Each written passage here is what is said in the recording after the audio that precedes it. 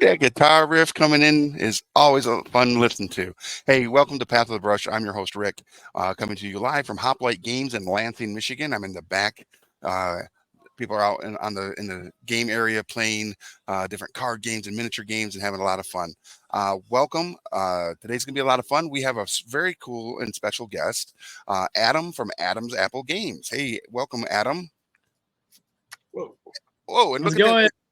There's Mark and Thanks Will. for having me. Yeah, absolutely. It was cool seeing you at Gen Con this year.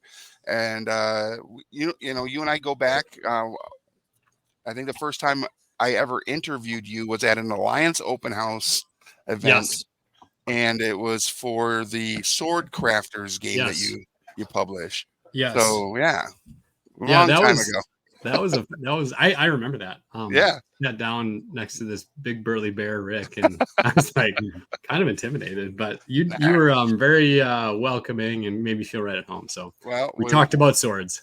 And who doesn't like to talk about swords? Right. Gladiator movies. So that game is still in your library, correct? Yeah. As far as like you still publish it and put it out there. Yeah. Yep. That was a really fun project. Like imagining bringing to life kind of like a 3D object as you play. Is cool. So I would love to do more of that stuff in the future. I kind of had like an idea to do like a crafters line where you just would pick a different object and just like craft it as you play.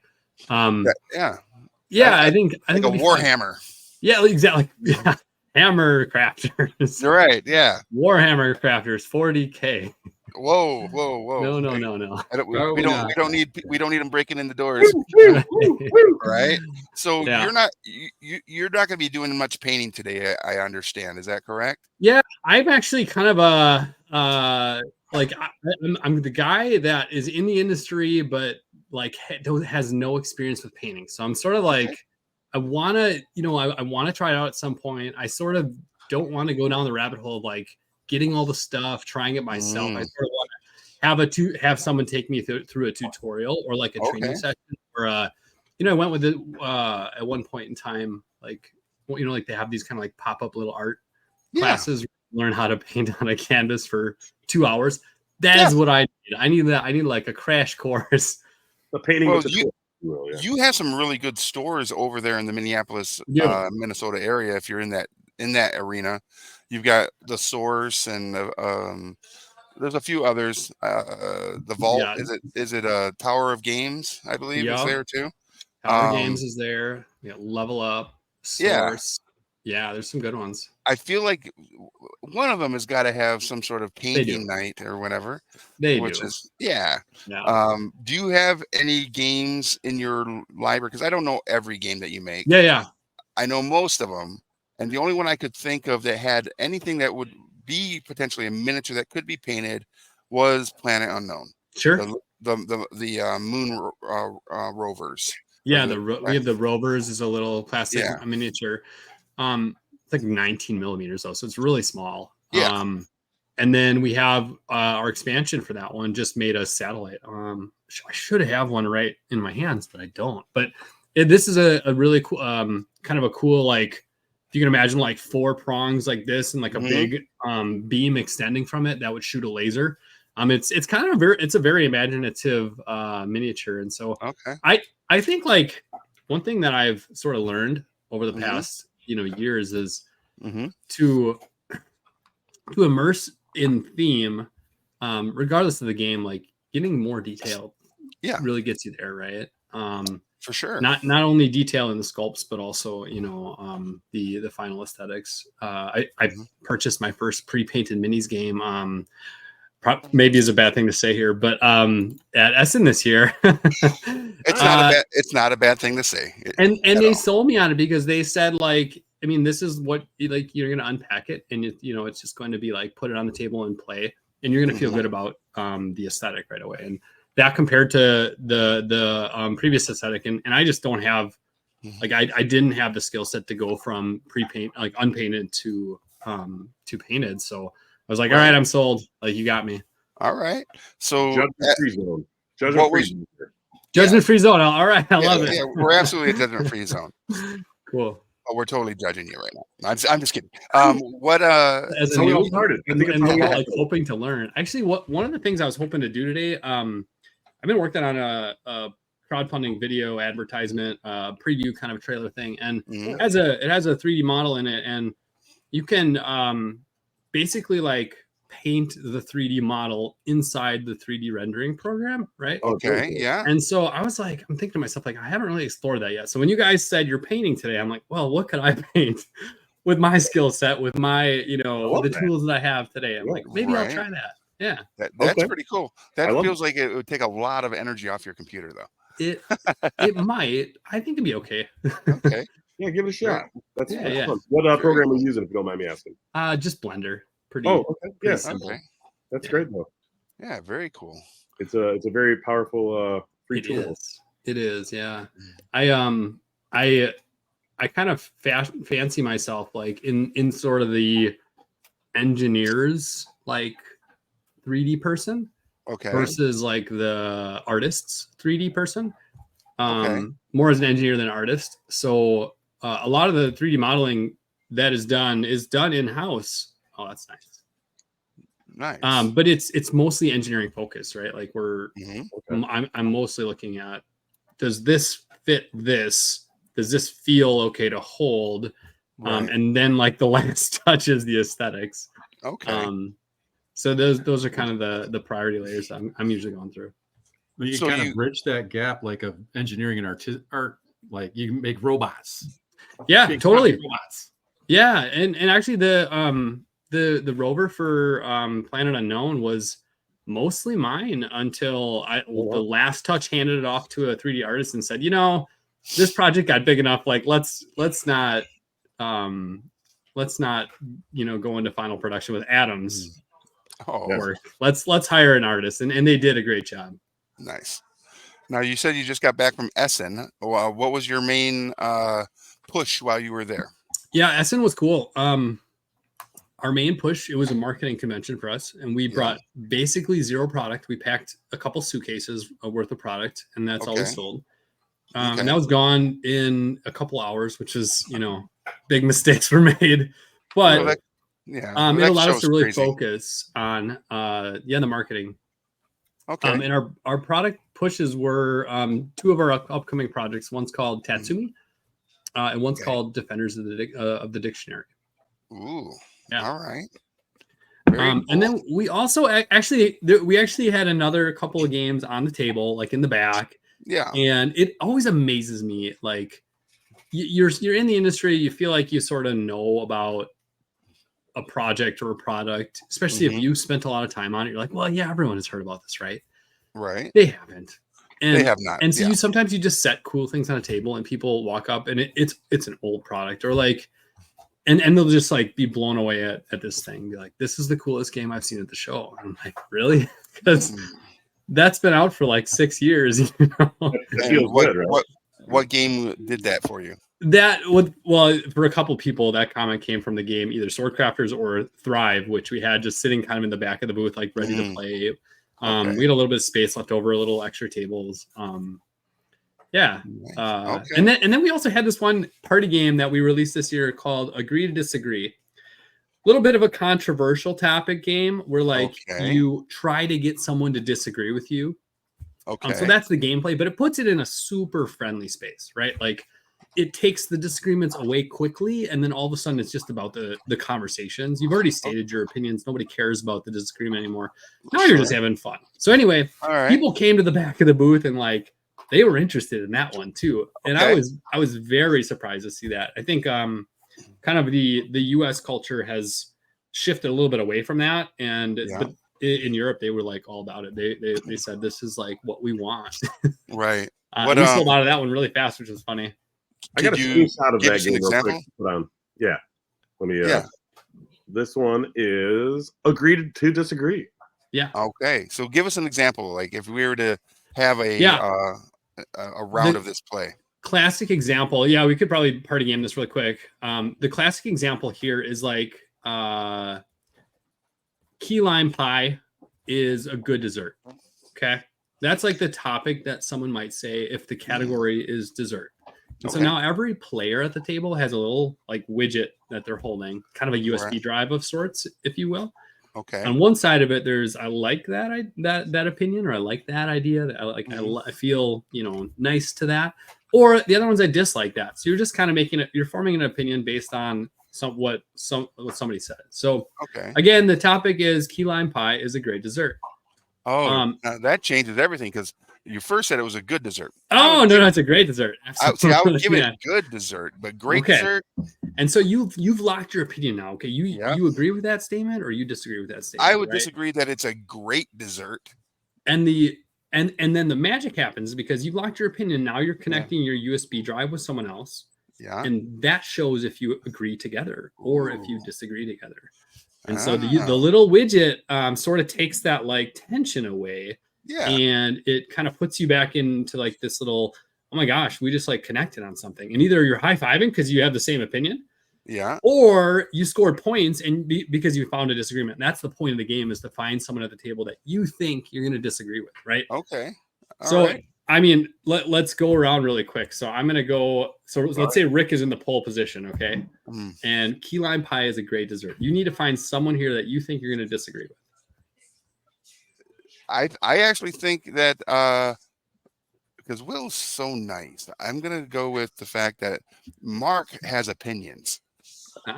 And though, again, key lime pie is a good pie, but to give it the great is this way off. So I think Mark will agree with me to disagree with that statement. It's interesting because I do like key lime pie. And if you've been in Key West or, somewhere that really has good key lime pie, it's like a totally different thing. But it's got to be a little more black and white than that, right? So I would have to say it is a good dessert, but I've had so many terrible Sara Lee style, like key lime pie. Sorry, Sarah. But yeah, Sarah. But it's sometimes, it is only good. Yeah. All right. So now you guys, you actually agreed on that, right? So we high five. You high five, but the way you score points in the game is by finding someone you actually have to disagree with. Oh, okay. Yeah. Dang it. And the magic kind of happens because you actually had to like connect your little USB drives together, and you're kind of like fiddling with it, try to push it together, and all of a sudden it connects and you evaluate it. And it's a little like less sparky in this kind of a framework, but you still get the idea. Yeah, for sure. Yeah. It's all party games. Definitely more of a party play game. Yeah, a super light party game. And I mean, I was curious to see that people at Essen were asking about it. Like, where is that? Can I get that? Do you sell it online here? I know you sold out, but do you sell it online in Europe? Like, well, I better start selling it online in Europe. And you have the other game, the Sword Crafters, right? Yeah. What's this all about? What are you talking? Yeah, that one was a fun project. That one like came together in maybe 6 months. So it's like the fastest idea to like final, funded Kickstarter project that we've ever had. This one, you're literally just building a 3-dimensional sword as you play. You have a grid of tiles, kind of like a 4x4 grid in front of you. You're making a cut into the grid, separating out one group of tiles into like 2 groups, and everybody makes a cut. And then everyone chooses one of the groupings that was formed, and then assembles the tiles into your sword. And you're trying to go for a long sword, you're trying to go for a sword that has quality by matching the gems on each side. And you're trying to also kind of play the gem economy with the sword magic of the game. So like if you have the most blue and orange anywhere in your sword, that's when you're going to score points for that particular card that might be out. And so it's kind of like an I cut, you choose, I split, you choose, with a really unique 3-dimensional hook to it. And where I think the game is a little bit more than what you see on the surface is when you're trying to sort of assemble those tiles together. It goes 2x2. And so you can't just like get a horde of blues and feel like you're going to have this awesome sword quality because you have all the blues together, because you have to put them in 2x2. So one had to go on one side, one had to go on the other side, and then they had to rotate. And so you essentially just kind of bricked your sword with a big band of blues when you really wanted to get multiple quality sides going. Okay. Interesting. No, it's fun. And then you got to play with the swords afterward, right? Yeah. Yeah, they're pretty sturdy. I was actually trying to, like, get a sword juggler to juggle these. And they held up, but for whatever reason, it it wasn't going to work out. Okay. Maybe the weight, they weren't quite heavy enough. Like they were having trouble with it actually. Yeah, but the swords held together, but they were like a little bit lopsided because of the weight on the bottom. Okay. Yeah. Now, Adam, in the before times, before Adam became publisher Adam or designer Adam, what was it that Adam did, or what brought you to becoming a publisher designer? Yeah. A lot of stuff. But I think like what brought me here was two interesting like trajectories. So one of them was I kind of like found my entrepreneurial spirit after college. Didn't know it was there, went to school for like engineering stuff. And then got out on my own and I was like, wait a minute, like I can do stuff not attached to someone else. Like I can do it for myself. That sounds awesome. And I kind of, had this idea that like whatever business I was, what was like, whatever kind of crossed my mind, I was like, that could be a business, like turned into capitalist Adam for some reason. All right.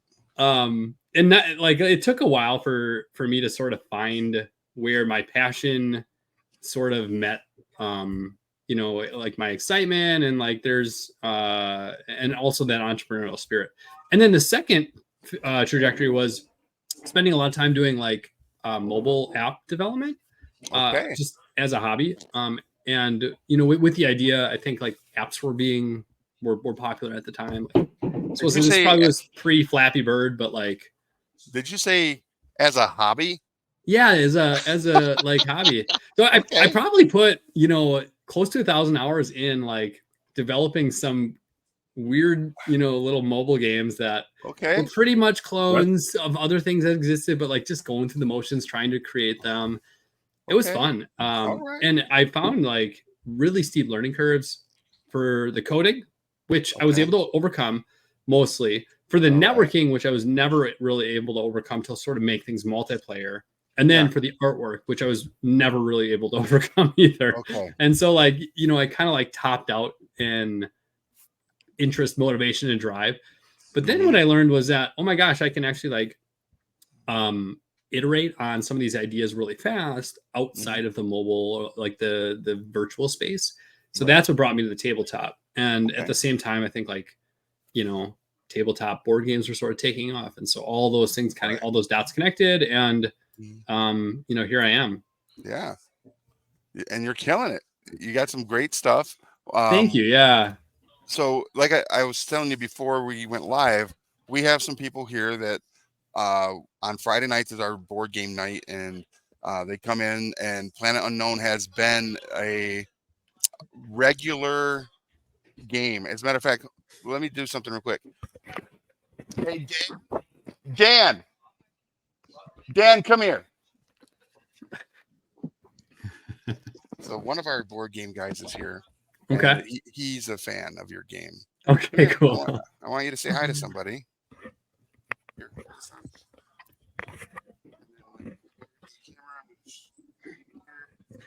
Hi, Dan. This is Adam from Adam Apple Games, maker of Planet Unknown. Oh, it's a good game. Yeah. Oh, thanks. I was telling him that you are a big fan and that we play here at the store quite frequently. So Yeah. I wanted to have Very cool. Production. Yeah, we're playing it on BGA as well. Yeah. Oh, very cool. Can I ask what's your favorite corporation?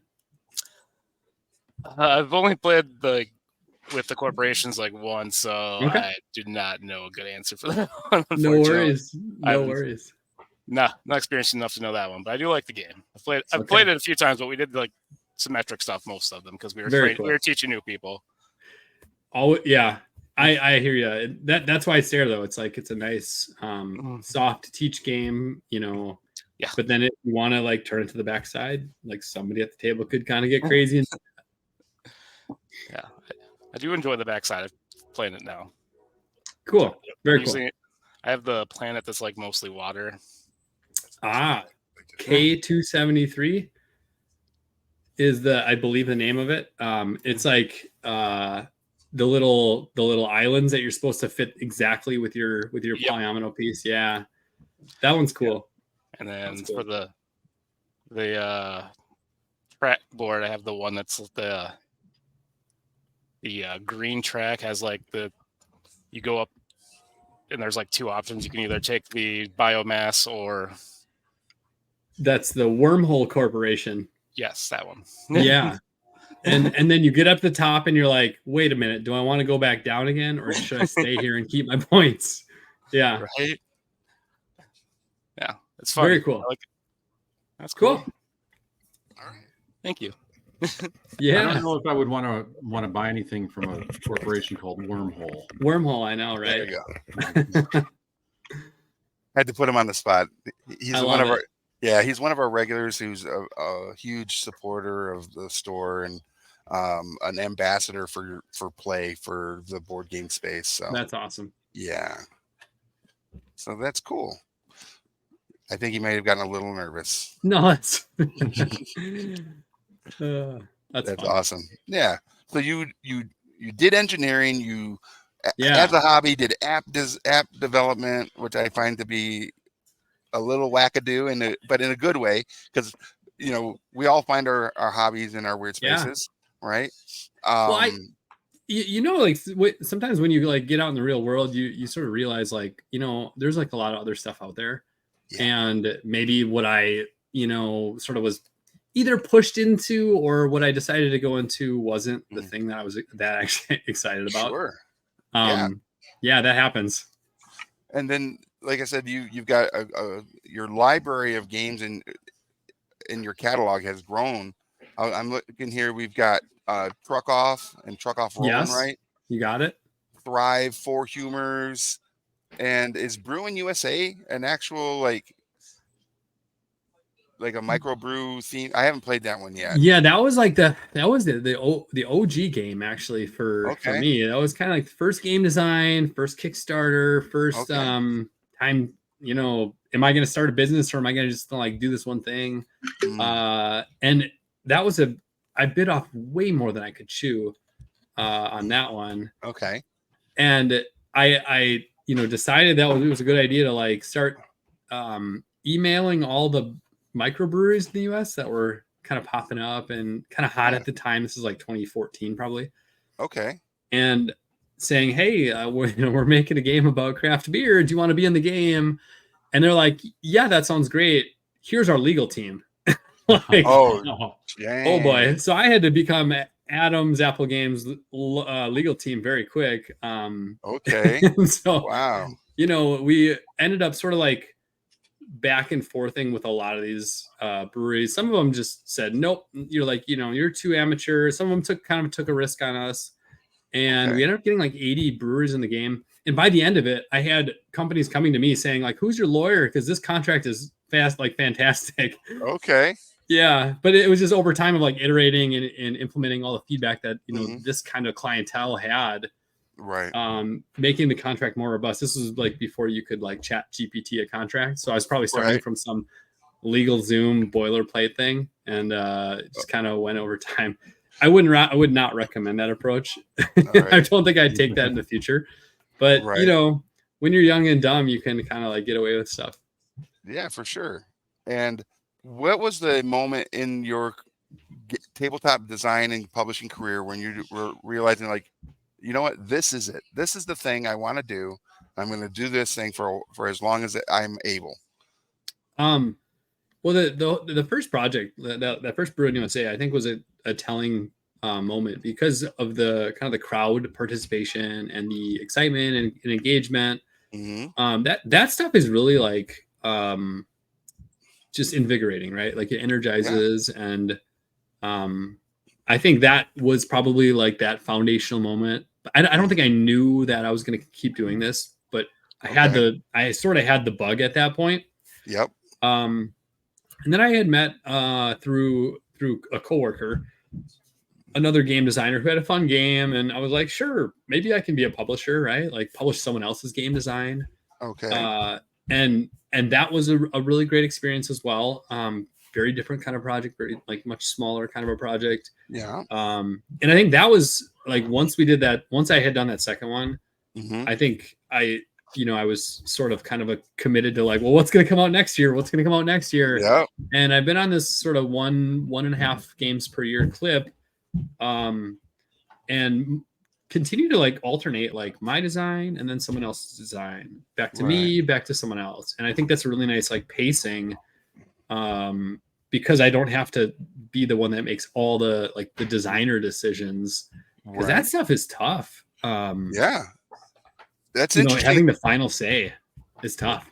So what made you decide to do it on your own instead of pitching your game concepts to other publishers? Just to fast track the whole thing. I just didn't want to like, I kind of want to control, and I didn't really want to have a year. I kind of imagined a 2-year lead time to sort of from an idea to like a published thing, or like which is probably a pretty fast turnaround, actually. It is to imagine, and maybe like a 5 to 7 year thing might be more realistic, depending on who you're working with. But it really is nice to fast track things and say, hey, here's what's going forward today, and here's what gets the pause, and here's why. Yeah, that's awesome, because I'm sure that there would have been publishers that would have picked up your games and ran with them, and you could have just went right back to the design room and started just pumping out designs. If you were to meet someone, and I'm sure you meet them all the time now, that is, hey, I'm getting ready to make my first Kickstarter, or I want to publish my first game, what kind of advice would you give them? I would say do your homework is like the biggest piece of advice. Just like, scour the internet, connect with people in the industry people are really nice and helpful, and just don't be afraid to like ask questions. And sort of like, maybe the last one that should always be, I'm guilty of this still to this day, but don't be afraid to just continue like to put the marketing hat on and sort of get yourself out there and say yes to the opportunities, but also build that like just build that presence over time, right? Yeah. So yeah, for sure. Okay, that's great advice. I know it's kind of funny because 2 days ago I had a gentleman come by the store who's from upstate New York. Sure. And him and his brother are working on a RPG zine, like the mini zine, like and their marketing tactic is they're driving around in the Midwest, going to game stores and pitching and giving them a like an issue 0 to promote their upcoming Kickstarter. And I had lots of questions. You gotta be scrappy though, right? Yeah, I had lots of questions about what did they know. Yeah. Right. Like, and then of course, because I felt like they needed a little assistance, I gave them a bunch of contacts, at Kickstarter, and different other publishers that are or have done similar projects that they could reach out to get some advice on, hey, what do we need to do? Or I don't know if you know Justin Ciros from I don't. Severed Books. No, I don't. He does some game design, but he designed an actual like spinner rack for zines. And I said, very cool. Talk to this guy, see if he'll promote your Kickstarter to his community that backed this rack. Yeah. For that particular product, So, and I asked him again, why did they not go to a publisher already that exists and pitch their idea so they could just work on the project? And I could tell right off that maybe a very similar mindset to what you just said. Sure, they're just going to do it. They're going to do it. They want to maintain control, and the entrepreneurial bug has bit them hard, right? Yep, for sure. If you're driving from store to store, you're infected. Right. Yes. So it's kind of interesting how that is a very prevalent mindset in our industry, right? Where it's like, I want to create this thing and get it out there and do it and and learn about, all the tariffs and, you know, and everything that needs to go into the production overseas. And oh man, some of that stuff is just like, yeah, bang your head against the wall, frustrating. Like, right. The past 4 years have been with like Brexit and EU everything. regulations becoming more strict on imports and whatnot. Yeah. I feel like every 2 months to 4 months, I'm sort of like reopening these conversations. Like, all right, now what do we do again? Like, how do we get stuff into Europe again? Yeah. And How has it changed dramatically since the last time we had this conversation? yeah. And just today I was like, all right, here's a shipment, needs to happen. They're like, yeah, we don't do that anymore. I'm like, like, all right, we better figure this one out. And of course, thankfully I have enough contacts in the industry where somebody has gone through it before usually, and you sort of, reach out to the close network. And then if worst case scenario, you just like throw it to the public and be like, who can help? We have a problem. Right. Yeah. But usually the close network will help you out, point you in the right direction. Absolutely. What about you, Rick? What would you say to someone kind of entering the industry, at this point? That's a great question. Yeah. Because I come from a different background and a different eye in the industry. My big thing is, if you're a creative and you want to design games, I would say design games, right? Yeah. There are so many people out there that have already mastered the skill set of getting stuff produced, having a stable of artists to provide the art for your game. You don't have to pitch it with art. You just have to pitch it with mechanic and playability and all that stuff, right? And if you can find a publisher that take it on, that's what I would do. If I were to get into the board game design arena, I would want someone else to take on all that heavy lifting, and I would just sit back and collect my, my your royalty check, my 5 to 8%, or whatever it lands on, because then I'm now into like the expansion to that game or another game coming out or whatever. Because I haven't met a game designer who doesn't have 100 freaking ideas. I know. Right?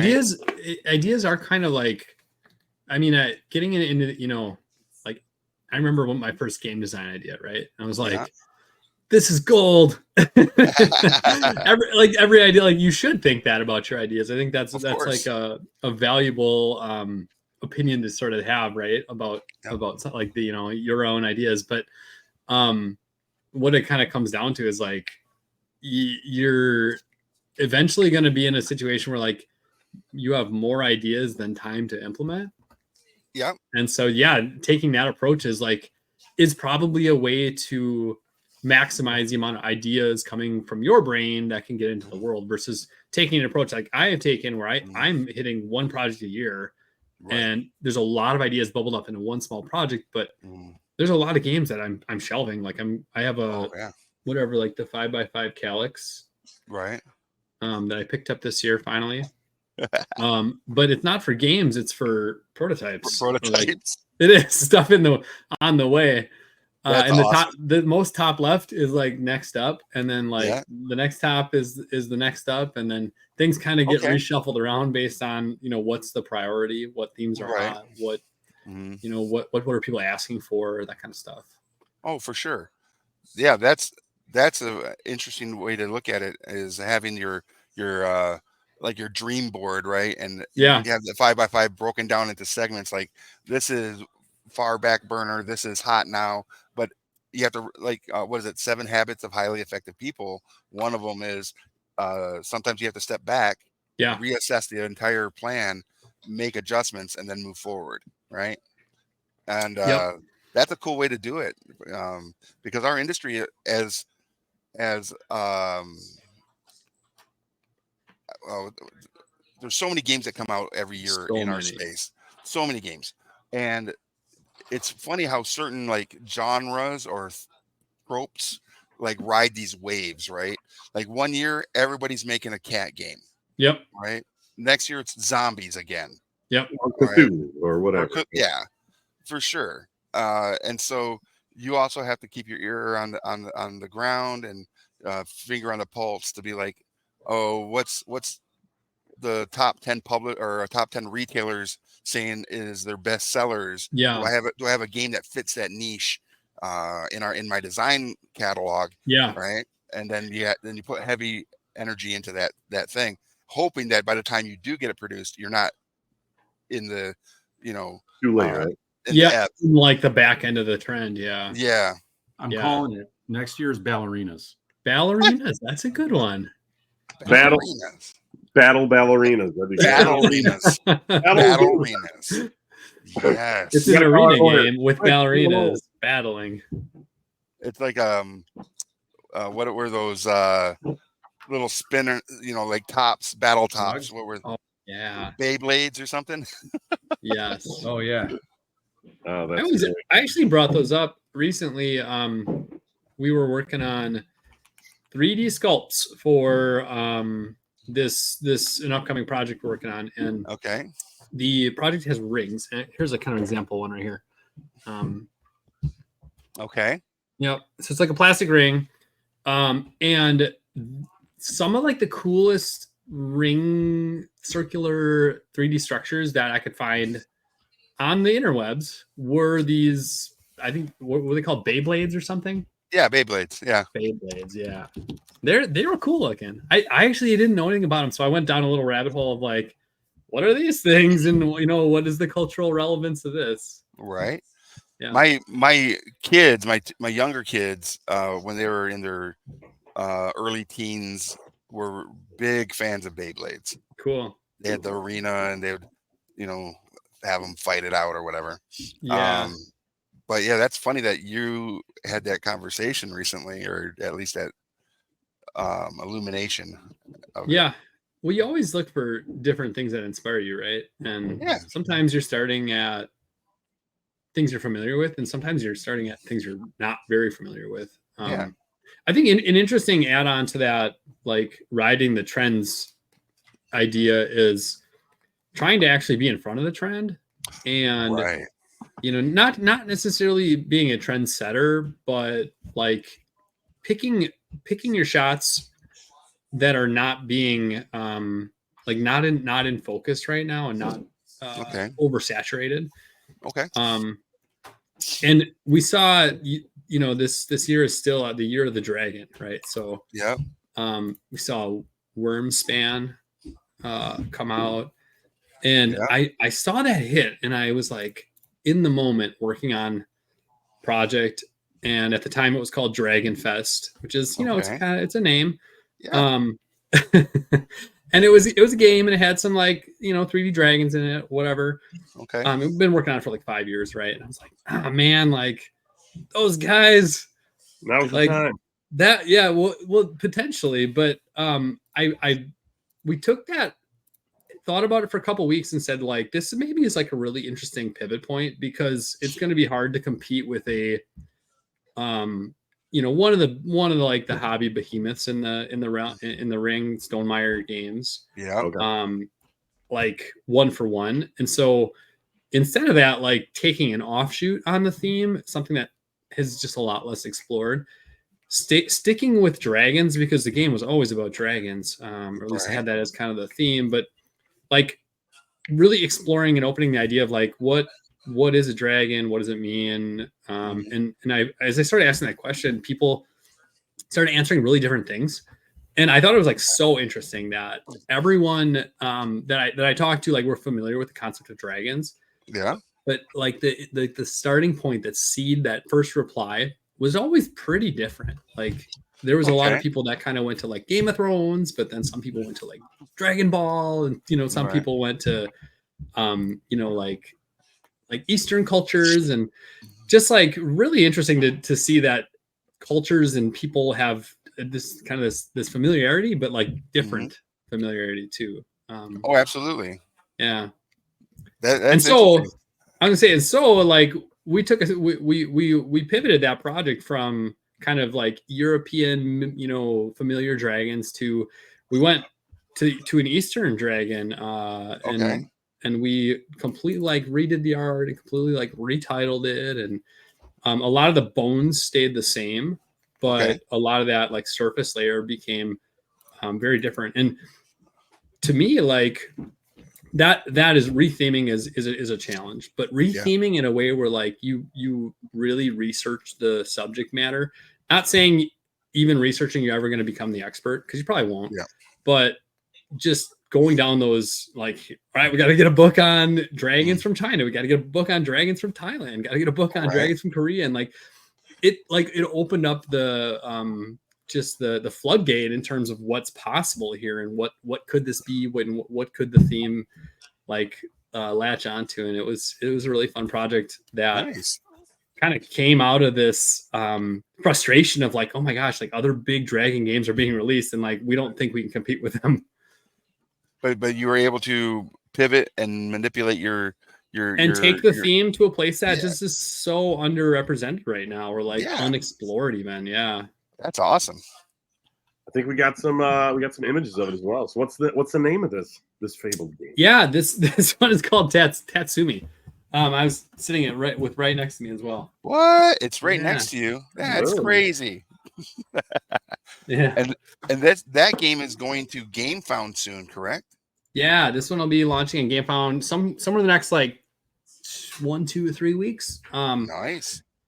Yeah, a lot of work to like bring these things to life, you know. So and life happens. So I think like one thing I've always said is like we try to set estimated dates, but it's ready when it's ready, and it will launch when it's ready. Sure. Yeah. Yeah. The cover art is really cool. It has cool. that like thank you. Like a little bit of a yin yang circle of life vibe going on. Totally. Yeah. And water and fire, you know, two opposing forces in that capacity without even knowing what the game is about. Sure. Outside of that, it's a cool vibe. Cool. Yeah, nice textures. My background's graphic design, so I love all the art and everything like that. Here's some components. Yeah, and we're actually so at Essen, there's a fun story about this picture and about where the project is right now. At Essen this year, we had this game brought to life with like a manufacturing sample, and we had it on like 3 tables throughout the entire convention. And so some of the games were like the 3D printed sample, and some were like the manufacturer samples. Okay. Manufacturer sample was like a full wood version, and then the 3D print sample, of course, is like a full plastic version. So we had this really interesting discussion about what should the components be, and we're sort of going back to you know, we're sort of like checking our assumptions on this one to say, like, should these dragons be high resolution mini, or should it actually be something like a little more minimalist to sort of fit the vibe and the aesthetic? And so no decisions have been made on this one yet, but like we're sort of in a coin flip moment of where does the project go at this moment. And what was the response from the community at Essen? Well, in regards to either or in person. So it's a little bit of a tough comparison, right? Because one of them is a manufactured sample. And so this is like really high quality. It looked way better than I thought it could with wood. And so set that as kind of your context, your frame of reference. And the other one is the images that you just showed, but with 3D prints. So, you know, you can imagine a little bit less like quality in the aesthetic, a little bit less fidelity. Actually, the ring I held up a second ago was, I see. I don't know if we can get the detail in there, but it's kind of hard to see, right? Like it's kind of hard to see the detail. Oh, you can put it up again now. Maybe put your hand right behind it to kind of let's try that. Focus in a little bit. Oh, yep, there it is. It's the one ring to rule them all. Wait a minute. Oh, wait. Yeah. No, it's not. So you can see some of like the kind of the dragon scales are on the outside, and it just adds a little bit more of like an aesthetic, a feel to like it's got a tactile feel to it. But yeah, it was so funny. Like the convention, people were very focused in on like even before they would see two comparisons, they'd be like, "Oh, of course, I want the wood." It was like, wait a minute, okay, you're just completely, you know, resetting my expectation, my assumption of like what the community would want this game to be, and so we're sort of like taking a step back, recreating all the art and assets with both ways, and in a more like representative manner, and sort of like bringing it together, bringing it to the forefront via a poll right now, which is really interesting. And we're not necessarily going to do what the poll says, but like we're going to evaluate pros and cons, and people are going to come in with their nuances about why they want a certain thing. Sure. But it's a really interesting, like, it's a really interesting moment in a project to sort of, kind of check your assumptions, like even really close to launching. We think the game is done. This is very much an aesthetic layer for the most part, but it's a big one. It's like wood versus plastic. That's a big choice.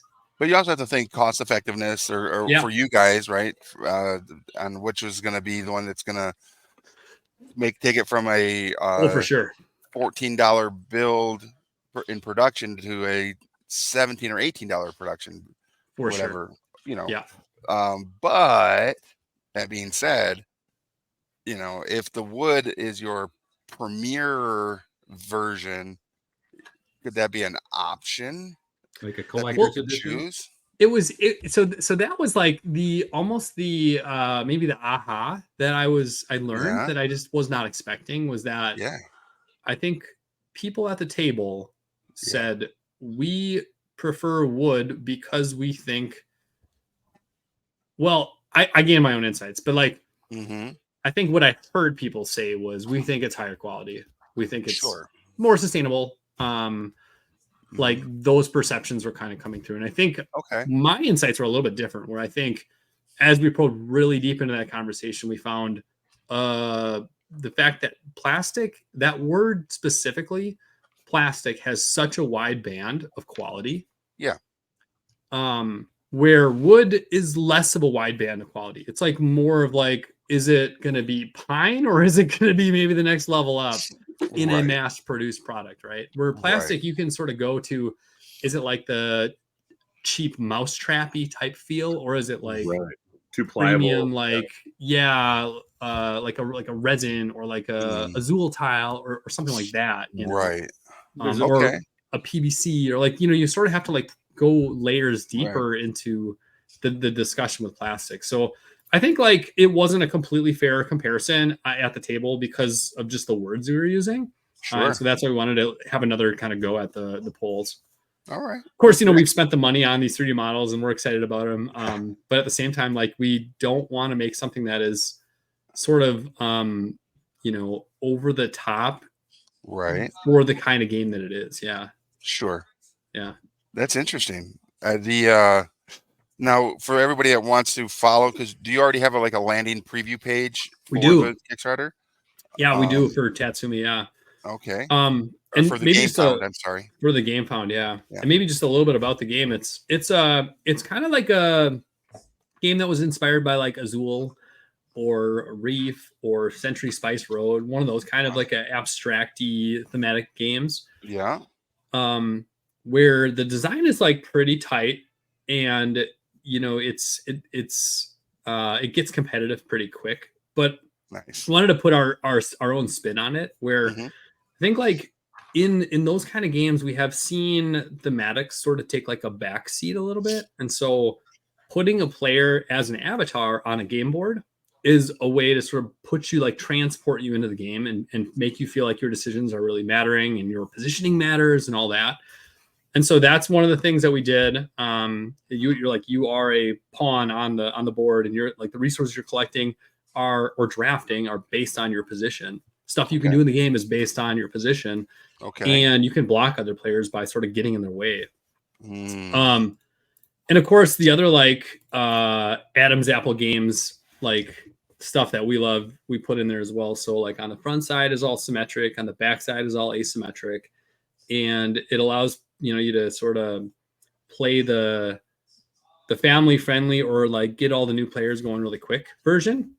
Yeah. And then it also allows someone at the table or everyone to sort of flip things to the backside and tick up their complexity level themselves. And I think that's a really neat like feature that not a lot of games have, particularly in this vein. Okay. Yeah. Very nice. Now, kind of going a little bit off game content, but still sticking to dragons. Sure, dragons. In your research about dragons, what would you say? And this, we can even spin this again to where is it? Agree to disagree. Sure. Yeah. What would you say was the coolest dragon, named or otherwise, that you came across in your research about dragons? Okay. Yeah. So you actually titled the right out of my mouth there, Rick. I was wondering because I love mythology, and I'm wondering, what ones did you find that were really noteworthy? So this game was after it was Dragon Fest. It was actually transported to China. Okay. And we called it for a little bit Long Soul. Okay. And the traditional dragon in China is called the Long, or Long. And there's some really ancient, like interesting mythology about sort of like the sons of these Long mythical beasts, and one of them is called Bixi, and so like Bixi. So I think that was the coolest one from a naming standpoint. And I tried so hard to sort of like get that into the name, but it kind of did not like manifest itself as the perfect name. So yeah, that's cool. Yeah. All right, so Bixi is all right. And what is Bixi as far as like as a named dragon? You said it's a son of a Long. Yeah, it's like a turtle mixed with a dragon. Okay. And super strong. It carries like, big heavy objects. It like oftentimes you'll find them like in courtyards and temples as sculptures. But think of like turtle meets dragon kind of a beast. Yeah. Okay. Very cool. I've actually painted one of those. Did you? Nice. Yeah.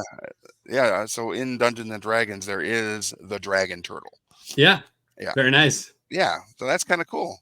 And it's kind of interesting how you in your development and design, you come across these things that you didn't know. And now that you have done the research, you're like, ooh, I have a better appreciation for that thing. Right. Yep. That's super cool. When we named the game Long Soul for a hot second, we sort of like put a poll out to, people that I guess our mentors, our advisors, like people where we sort of like take their opinions pretty seriously. And it was interesting that like the word long was so similar, or it's the same word as the English word long, at least like the spelling, but there's like a special character above it in Chinese. And so it just wasn't reading dragon to someone in like the Western, the United States, right? Like people just were not reading this was a dragon game. And so after a lot of like stewing over like this is like the perfect theme, we found it. The logo was like incorporating the rings of the game and all that. Like we again pivoted even further away from that into more of like a Eastern fantasy kind of dragon. The dragons from Japan are inspired by dragons from China, mythologically speaking. And so there was like a really interesting natural like progression to now look at Japan and say like, what are these dragons about? The dragon in Japan is called a Tatsu, and the sea is called Umi. And so we, again, we're like asking for cool names. And that one came back from our group of advisors, and I kind of thought about it at the time. I was like, yeah, that's a cool name, but like we're still in China. Like we're focusing on like, I was probably being a little bit too purist of like a researcher, and saying like this needs to be purely the Chinese dragon. We hired an artist from China who did awesome work. And she brought this to life, kind of integrating her cultural understanding of the creatures as well. And it felt weird to sort of transport it to Japan, but as soon as I read that like the dragons in Japan were inspired in fact by the dragons in China, like historically speaking, like it made all the sense in the world to go that route, because Tatsumi is just the word that it has an opportunity to sort of take on more of like a unknown meaning, or more of like a become its own meaning versus like long. It's really gonna have to fight an uphill battle to make that word read dragon to people in the US. Yeah, that's a great exploration. I mean, it probably too many words to convey the meaning, but I love that kind of explanation. And it's interesting as Japan has stolen so much of its culture from China, and then they wiggled it around to kind of reappropriate it. Yeah, one of the wiggles from Chinese dragons to Japanese dragons is to go from 4 toes to 3 toes. Really? Yeah. So I was sitting there and right? I was like, wait a minute, this is not going to work. We're going to have to get 3-toed dragons. And of course, give it back to the artist. And she's like, I got this. The next morning it's all done. But yeah. Well, we should probably, because we do paint here on the show, we should probably show you what we're painting. Yeah, what are you painting? The audience. So I'm painting some terrain pieces for Marvel Crisis Protocol. These are just some 3D prints of some vehicles that we put out on the space. So car with a wrecking ball in it, a car that's made into like a wall barrier with some barrels. I made a couple potable water barrels and a couple flammable barrels. I'll put some other details on it and some base coating things. Got a little van here I'm going to work on a little bit, and then looks like a sports car underneath a tarp. But so that's what I'm working on. I love it. Yeah. How about you, Mark? All right. So I've got some of these Nords, the werewargs, right?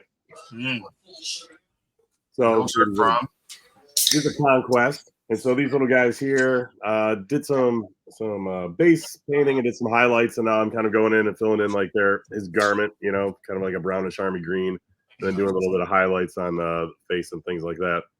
So nice. Doing a lot of layering at this point. All right. And Will? Well, I'm working on a few things, but the most significant, the one's really catching my attention. I'm working on a commission actually for a guy who comes to Hoplite. He has a boat that he's doing something on called the Green Cobra, and he wanted a crest made for it. So I sent him a whole bunch of little sketches. I don't know if he realized I could freehand stuff, but then he picked one out, and so I'm freehanding that on the sail. Oh yeah! Oh, wonderful! Nice. I'm pretty happy with how that's coming out. Yeah, it looks amazing. Right. Cool. So now that you see all that right there, Adam. Yeah. Did that inspire you to put some miniatures into some upcoming games that people? Yeah, I mean, I continue to look for the opportunity. We'll see how this poll goes, because with Tatsumi, the kind of the initial plan and some of the initial inspiration was to have a unique miniature for each of the dragons, and so each of the dragons was kind of inspired by a different element. So you can imagine the water dragon, has like splashes of water around it or whatever. The fire dragon is like fire breathing, that kind of stuff. What was so interesting about the kind of transporting this to, the Eastern world is like these dragons are all sort of the same looking.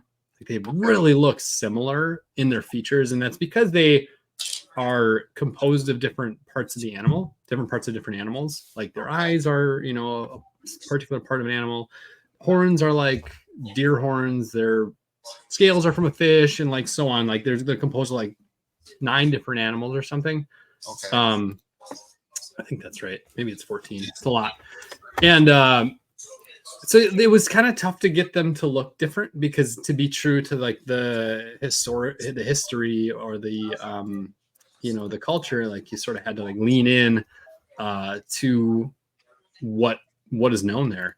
But yeah, I think that looks cool. So can I ask a couple questions? Of course. Yeah. So Rick, the minis that you're, I guess all for anyone, but the minis that you guys are painting, what is kind of the production technique for these minis? And does it like, are there pros and cons to painting different types of, production techniques? Ooh. Yeah, there are pros and cons. Painting, this is 3D printed. Okay. Yep. And he, the guy that I've been doing a lot of the commissions for, he gets a lot of 3D printed miniatures. Yep. But then the Conquest stuff, I believe this is all injection molded plastic. Okay, cool. Found on sprues like this. Right? Yep, sure. So they've actually upgraded their plastic as well. So they get some pretty good detail. Not quite the Games Workshop detail. Yep. But they've actually come like light speed ahead from where they were, and it's a larger scale too. Okay, cool. Yeah, so so mine's also 3D printed. Okay. So some of the, there's definitely some trials in regards to that, but like you can see on the van, there's still the wavy ripples of the 3D print, because this is filament printing, not resin or right. This is FDM printing, sure. Yeah. So there's going to be that, and that can be troublesome. Do you sand that down ever, or do you sometimes go with it? But this one has so many like parts of it that are supposed to look like damage. Yeah. Right? That if I were to sure, you're gonna sand it off. Yeah. Right. And then of course there's still the old metallic metal or metallic miniatures that you can get. Yeah. Like computer style. Yeah, and those are a pain in the hindsight, really, when it comes to painting them and priming them and just building them, right? Yeah. We all use plastic and super glue for sure on the new models, and you can't do that with them. You have to use like a cement glue with like interesting, and pin them. Your techniques are different because the materials maybe drill basically a pinwise, right? That interesting. You kind of drill into the side of the pewter, and then it's like a paper clip where they have some armature wire that you actually can super glue into it. But the archer's arm is just gonna fall off. So it was kind of fun. Like when I first got in the D&D, first there was like these pre-painted stuff. Oh, that's cool. And then now they have the primed ones. That's cool. Then I was like wanted to step back and find some of these metal ones to try out, and it was kind of a fun. I feel like that's what you would enjoy, getting into the whole history of it, and like totally starting from the backside and coming around. Right? And there's so many different ways to actually to produce a model. We have, like already mentioned, injection molding. Yep. You have there's like Reaper, when they make their masters of their miniatures, they do it in the same fashion that silversmiths did it back in like the 17 and 1800s. Mm-hmm.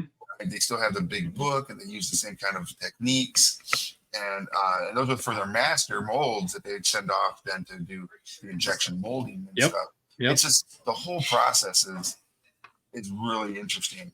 And like I said, there are hurdles, and like Mark said, coming from the age of the pewter miniatures of the 70s and 80s to the really nice harder plastics. Oops, my camera jumped off. But if I put my overhead up real quick, like these injection molded that are from Parabellum, but also I think it's Archon Studios is the ones that are actually doing the molds and stuff. This plastic is just like GW plastic, and it's really good. Yeah. Let me see if I can get my camera back up. And then they have a. Oh, go ahead, Will. There's also resin, and there's different qualities of resin, so you can get people approach that in different ways. There's some older resin was really difficult to work with. Sure. It would, and that was more a problem with the molds themselves, because there'd be a lot of like the mold lines would show. Yeah. And you can't, with resin, you have to be extra careful. You can't file it, or else you're going to give yourself fibromyalgia. Oh yeah, sure. Yeah. You got to use a razor. But here's a. Oh yeah, is that guy resin? Mark? Yes, they're one of the resins from Conquest, which is pretty detailed. Is that true? You're going to give yourself fibromyalgia, huh? If you file it, yeah. I think it's into your lungs, right? It should give you the. Oh no! You'd probably have to really be around it a lot, but yeah. I don't know. But once you paint these guys up, they look pretty good. Like airbrush them up. That is killer.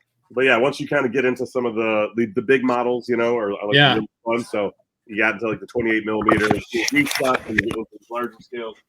Yeah. And here's a spaceship I just did in from Dropfleet. Yeah, from Dropfleet. That's nice.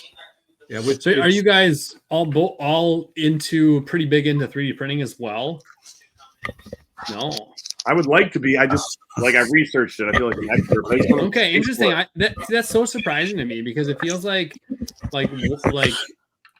you know, the getting like the cool model to paint, you would just open your doors so much with like getting into 3D printing. Not necessarily like even being able to sculpt it yourself or like you know do the engineering yourself, but even just like finding a cool model and be like, I want to paint that. I want to paint all those, you know. Yeah, I just personally I don't have the space for it. I got a couple small children, so I was like, really keep the VOCs out of the house or whatever. Totally. Yeah, there's definitely some really cool stuff that I've researched like crazy, and the cost of like 12K 3D printing now resin is really like coming down really cheap. I mean, you can get like a semi-pro version for like $600. Obviously there's all the peripherals and things you need with it, but you're not going to be like banging out an assembly line and stuff. But you can make everything behind you can make no problem, right? Yeah. So for me, the 3D printing aspect is cool for like terrain and stuff. But when it comes to like the models and miniatures that I want to put on my table for different games, I want to use the companies, what they're producing. Yeah, sure. Not just to support it, but also to show like my customers here that, this is what we're supposed to play with. Granted, I don't ostracize anybody for coming in with their own 3D renders or whatever to play games or whatever. Proxies, if you will. And proxies, yeah. Sure, yeah. Because I don't want to put too many barriers or any barriers up to prevent someone from playing a game that they enjoy that could be a part of a community. What is your guys' like? Where do you guys stand in terms of like STLs attached to like crowdfunding projects? Like, there's a lot of projects that are specifically STL focused, but then there's a lot of projects that sort of like have them now as a add-on or like a higher tier or whatever, like that kind of stuff. Where like, has that entered your brain space at all? And what do you think about that? Well, I feel like anybody who's in this hobby now, if they don't have a 3D printer, they've got a friend with a 3D printer. Sure. So getting access to an STL is something that they'll be able to use, and it's just a value add, right? Sure. And that's always fun. So I feel like that's always a good addition, and it lets your artist shine. Yeah, for sure. Yeah. And you're not eating tons of costs either on the production side of things, right? So it's like a cheaper way to give a bonus, Yeah, it's like kind of like the print and play back when that was that felt like a really big value add in 10 years ago. Still is a value add, but I think like there's still people that make fantastic print plays, like just knock your socks off, awesome PNPs. Yeah. But I find myself steering away from it now these days for whatever reason. Even when a game designer sends me something like, here's a print plan, I'm like, just send me the prototype, please. Like, right. That takes so much time to print and cut. Yeah. The flip side of that is there's going to be people who they get an STL and you just think, you gave me work as a present. Yeah, for sure. Because I have to do this now, right? Like, some people look at this and it like scares them, and it did me sometimes. And yeah, that's interesting. One of the things I like about the STL add-ons is if in the game the miniature or the model is at a certain scale, so it's like 28 millimeter, right? Yeah, which is a normal size for a miniature. Okay. But let's say I really love this miniature and I want to do a bust size. So if I wanted to take it from a 28 millimeter, cut it in half, and just do a bust like this guy, right? I could do that. And then because I like the paint, I may not ever use it in game, but I like the paint. And if it's a character or scale it up. I could scale it up. And I think that's a really cool thing as well, because who doesn't want to paint a full-size bust, or if you could print one out of one of like Catwoman or Poison Ivy or any other amazing characters that exist out there, Dritz, Okay, another question. Yeah. I was going down this route of minis versus busts. Mm-hmm. The minis you guys were showing earlier. I a couple around as well, but were essentially more like stylized figures, I think I would call them, or stylized pawns, or like the bust of a dragon, right? Yeah, for sure. Yeah, that would be paint those as well, right? Yeah, that'd be amazing. Yeah, yeah. And it's interesting because I feel like even like how I refer to that piece in the game is like important, right? Okay. Calling it a bust versus calling it a mini, and then like that has kind of, you know, you have opinions about like what those are, and then you see this thing, you're like, all right, well, that matches that opinion or not. And then you're also the whole, like, what is the attractiveness level of the component? Like if this is like a full scale dragon with like the wings and like, you know, the horns and the tail, like, and a base, like that to me puts me so much closer to the subject versus something like a bust or something like a stylized pawn. Puts me close, but not close, and not as close as like that full representation. Have you guys thought about that? And like, where do you kind of feel like compare and contrast the minis versus the bust? Yeah, I've seen two ways of doing it where they come out with like a bust and then they'll come out with like the second wave of things, right? Oh, sure. Yeah, you could an expansion, if you will. So you can still play with the, you know, smaller components, and it's like a kind of neat little package. But then if you really want to get extravagant with it and you want that next level of play, right? Interesting. I also think the way that you describe it in your rule book is like move the dragon bust here, move the dragon miniature here. Different people will view it as something else differently. Yeah. Right?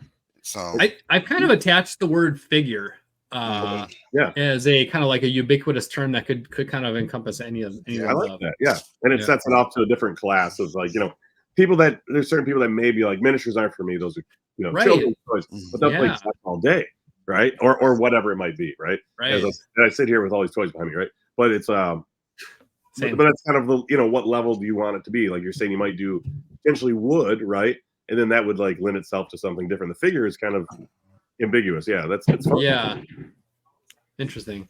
And I kind of land on like a bust.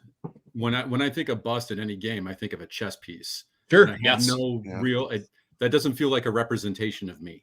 Yeah. It's not. Yeah, I can't like. Yes, I'm not as close. Right.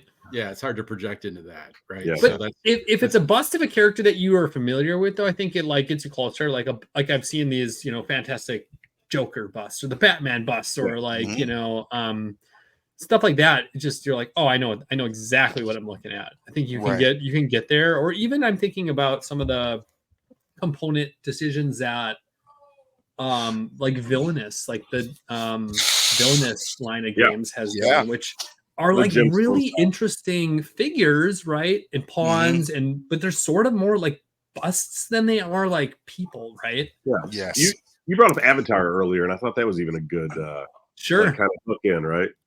And I think that word can be polarizing in itself, but like nowadays, the like putting the player into the board as an avatar on the board, that like Avatar to me, like, you know, transports my me as the player on the side of the table to like me as I control this piece, like that puts me there quick. So I think that word has been nice for that. Yeah, that's a great word. Absolutely. I would actually I would probably print, if you had an STL of the dragon figure, I would print that out and enlarge it and have it as a showpiece, right? To show for when people come in or whatever, they can go, ooh, what's that from? And I go, well, it's a enlarged version of a piece that you can find in this game here. Very cool. 3 feet tall and put them next to the doors. I love it. Right. Well, I used to have those like giant sized Clank, the dragon from Clank and the Xenomorph from Clank in Space. They were probably 5.5 feet tall. Wow. That they had made and took to PAX Unplugged. And you took them home. And I took them home. Yeah, they're like, we don't want to take these. Renegade was like, we don't want to take these. Rick, do you have room for them? I would love those. And I'll take them right now. Right. And I recently got rid of them. But, you know, because, again, I think it's each individual is going to look at certain things differently. And when it comes to, like, how I look at things as a store owner, I look at things like, what can I do with this game or a piece of this game that I can make very visible that people are going to ask questions about that, and I can then direct them towards the thing I want them to look at. Yeah, right? that's interesting. I always think about it like, is this game easy to demo or teach to like a new customer? And so there's like, and also does the box sort of teach you? Like those are kind of the lenses I generally put on when I'm, you know, in the creation mode, and particularly like the final moments of creation. Yeah. And I look at that as well. Yeah. But I look at it like there's for a lot of consumers, if they don't come in and are going right to the thing that they know they want. Yep. And they're just kind of browsing. Yeah. Then you have to think about that, like 7 points of contact, right? Yeah. They've come into the game store. We got them there. They see the bust or the figure of the dragon that is a enlarged piece that is in your game. They ask about it because that's a theme or a trope that they're really into. Yeah. You show them the artwork, you show them the game, and then you give them the demo, and then, you know, having them touch and feel everything, and then, you know, they feel a little bit of ownership already, and you've broken down the barriers of, oh, it looks like it's a hard game to learn. It's not. Here's why, you know, here's 2 rounds of play real quick, and here's some upsell points on it. Boom. And then now they're buying that, and then they come back. Yeah, my family loves it. I'm going to get it for everybody for Christmas. Totally. I haven't heard it. I haven't heard that like angle before, but I love that. To me, that's really interesting. Yeah, that's how I look at a lot of things is how many points of contact can I put in my store that is going to be visually stimulating towards that particular piece. Sure. Yeah. And to an earlier point, when you're making trying to decide between plastic and wood. Yeah.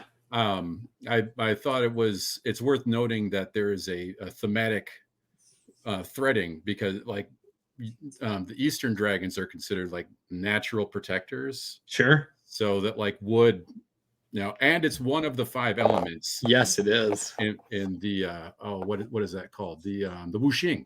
It is, yeah. So that was worth consideration in that. I love how that. do you know this? I love it. Wuxing. These are these rabbit holes that I've been down the past 7 or 8, 9 months, and like I said, not an expert, but like all of that is ringing true. That's amazing. We should actually do a little shout out real quick to some folks that helped make this show come to life. So big shout out real quick to Tabletop Gurus, which is .com, which is Mark's website for all things news and updates about things going on in the industry of tabletop, and some cool videos and interviews from cons past and hopefully some cons future coming up. Also to Hoplite Games here in Lansing, where I broadcast from, and who helped sponsor making this all happen. And of course to Game Envy, the creators of the wonderful brushes, the collapsible water cups that we use, as well as this weird dry palette that I've been using recently for my dry brush techniques. And it's been a lot of fun using this. It's like, if someone were to come in and go, "Oh, that's a neat art piece. What kid is doing that?" And I'm like, "No, it's me." And then they're like, "Are you really a painter?" And then big shout out to Gen Con and Gen Con TV. If not for them, we wouldn't be here. And so, if you're watching this and you're enjoying the content that we're creating, I'm sure you'll enjoy the content that all the other wonderful creators are making here at Gen Con TV. So if you hit that heart, hit that the bell, follow and get notifications. And if you have it in you and the ability to do so, use your Amazon Prime free subscription to Gen Con TV, or just subscribe to Gen Con TV.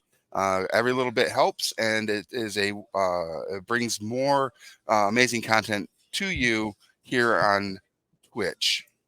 Some examples of some of the other content obviously can be found just below in the schedule, where you can see Peter versus the Machine, Dress to Quest, Indie by Night, Actor Rookie. They still don't have us on here. We're on season 4, and they don't have us on this under here. That's a little like heartbreaking, because we are on just before Actor Rookie. And then Thursday, Blood on the Clock Tower, Roll with Rem Alternus, And then Fridays, Table Takes, which is like the Gen Con's news, and Sarah's Table, where Sarah goes and shows you all the cool indie RPGs that are out there, and they do a little like one shot around a particular indie RPG. It's a lot of fun, and there's a lot more coming, and we look forward to you all joining and following here. So thank you. And also to Adam Apples Games, and to Adam, who's here with us today, talking about all the cool projects they have going on. And speaking of cool projects, we've talked about my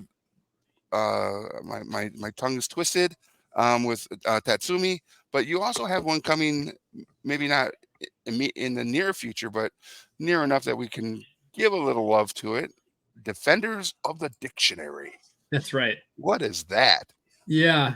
So this is a while. So some of these projects are like pre-pandemic, like game signings. Okay. Or like you got fun ideas. Yeah. And then I don't know. I didn't mention this, but I've only been full-time doing this for 2 years. What? And so when you're like full-time, you sort of think about things a little bit differently than when you're, like midnight oiling, like full-time gig plus like your hobby side business thing. Yeah. So now I'm like in this, like, got to grow up and got to make projects that are successful. But this one has stuck around because it's really, really cool and interesting. And nice. It is like essentially taking Scrabble, all the cool stuff that Scrabble has done, all the bones of like a tile-based word game, and flipping it cooperative and making it mission-based. And so you are you're kind of this band of like volunteer librarians in the game, and you are like trying to defend the dictionary from evil villains that are just messing with stuff.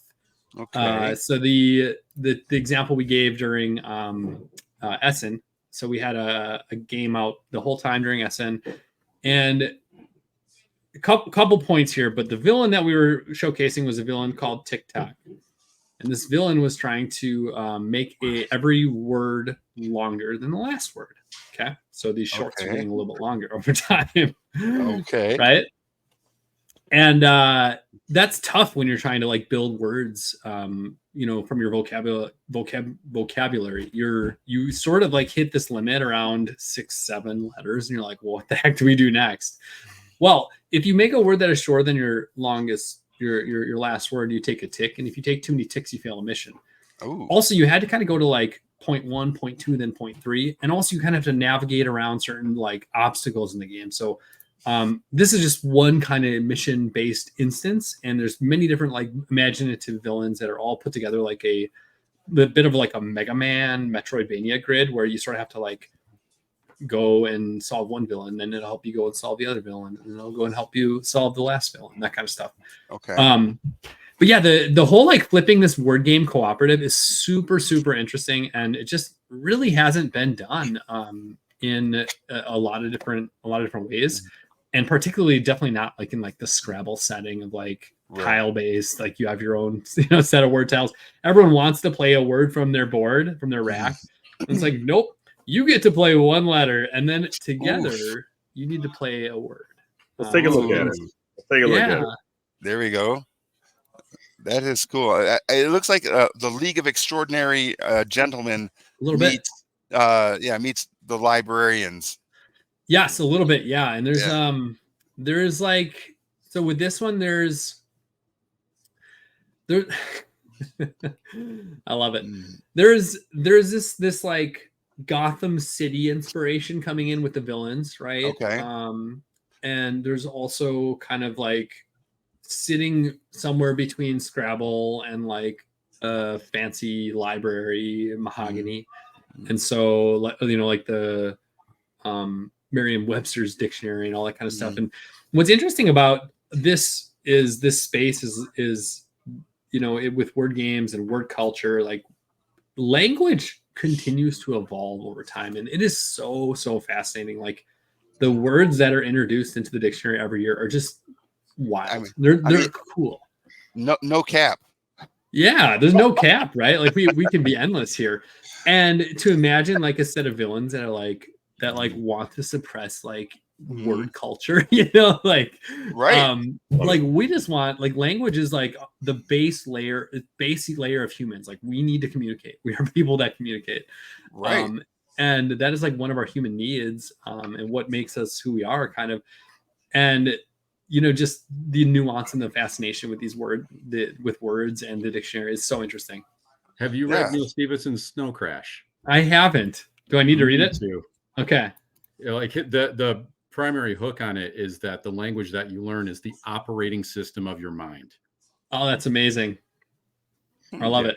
It's super good. Very good premise. I'm writing this down. Yeah. I don't know if you've noticed yet, but Will is our cornucopia of knowledge. I love it. Amongst us here. It's very well done. I can tell you all about like the 70s and 80s cartoons and different flavors of maple syrup and what's hot on Netflix. Will has everything else. Mark can facilitate both of our needs in regards to, like, if we forget something, he oddly can also be like, I have this bit of knowledge, and we all will always be like, what? Where did that come from? And black out and it just pops out, you know.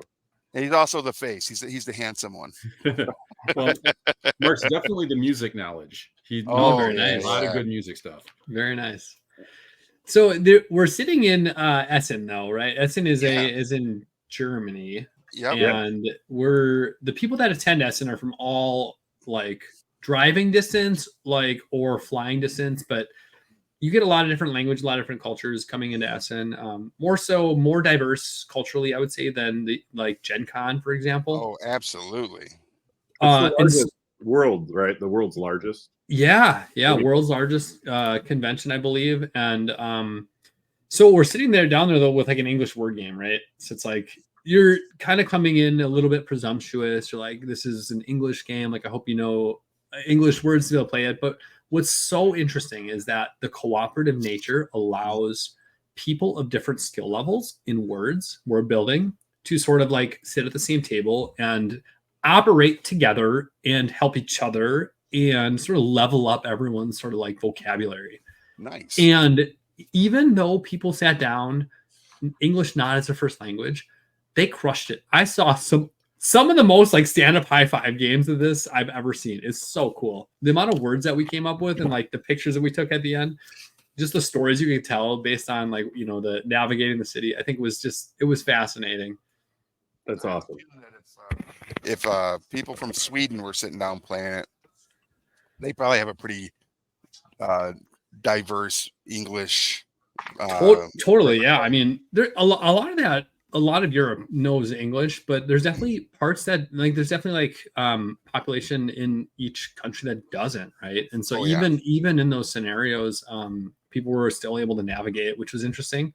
Okay. And like every different language that sat down sort of would give me like the nuance of like, what does Scrabble mean in their culture and their language.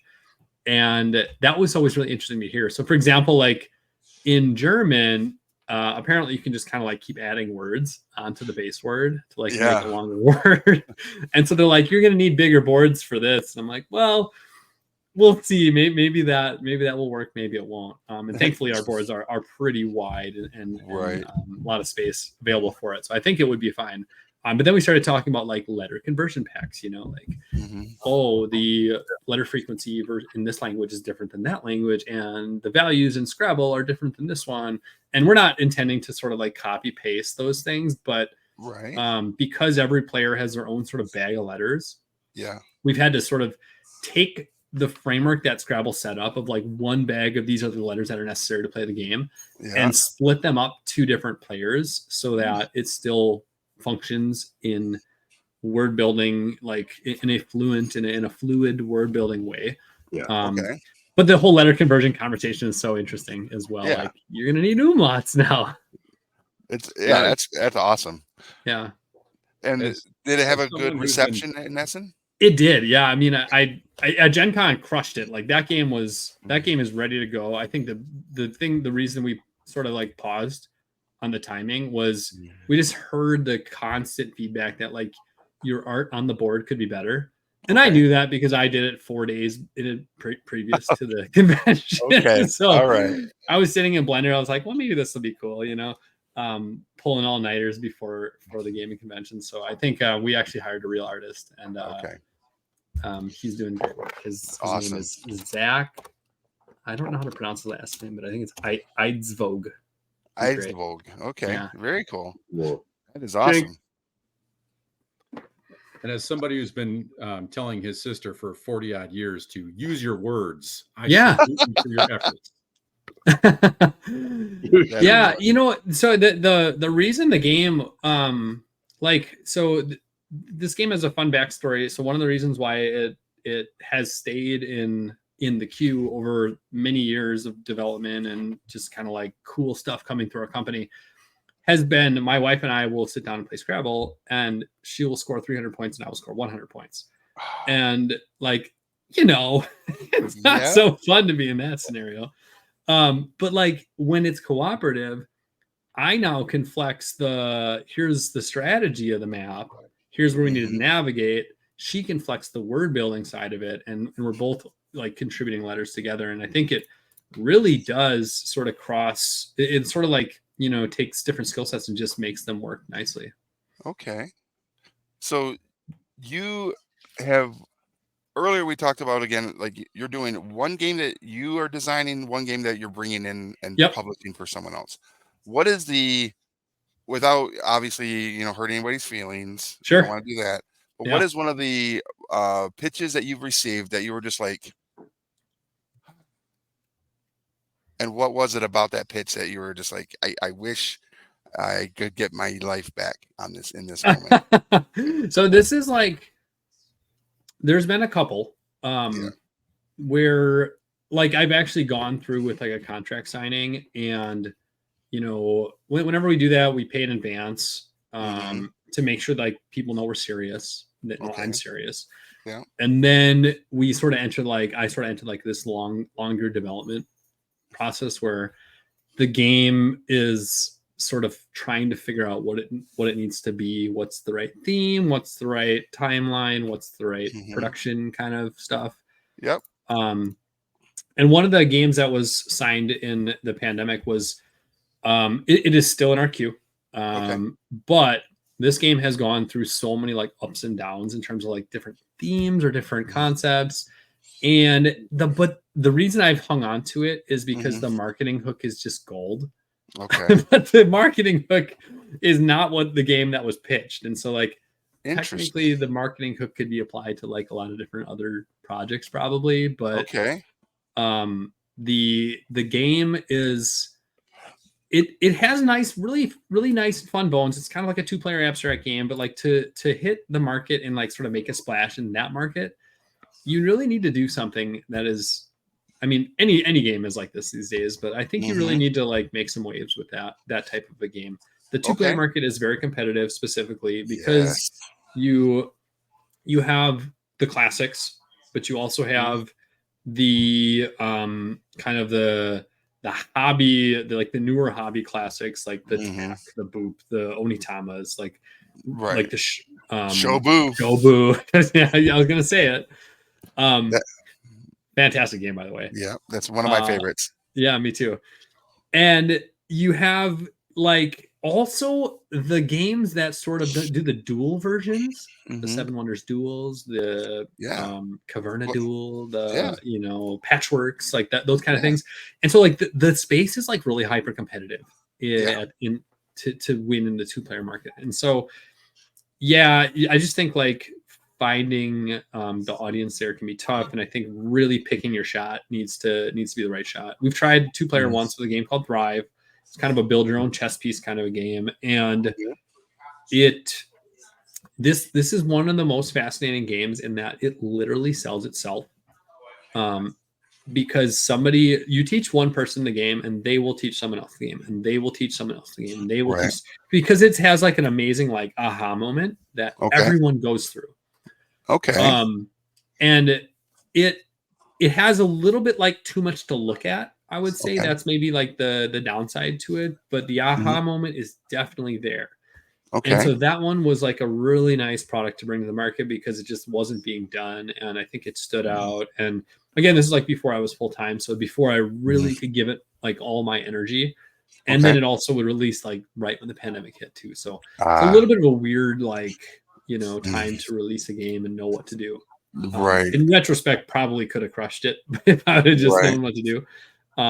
But it is what it is. Yeah. But yeah, this project, like, I've been in the position to like give it back like 4 times, and I'm like, yeah, okay, maybe we'll have one more meeting, and I'm like, okay, you're right, I should keep it. So it's been so, and I think the reason why is when I sign a project, I oftentimes like am trying to find like what is the lifeblood, the vision of the project. And sometimes that means what is the theme, or like what does this mean from a 3-dimensional standpoint.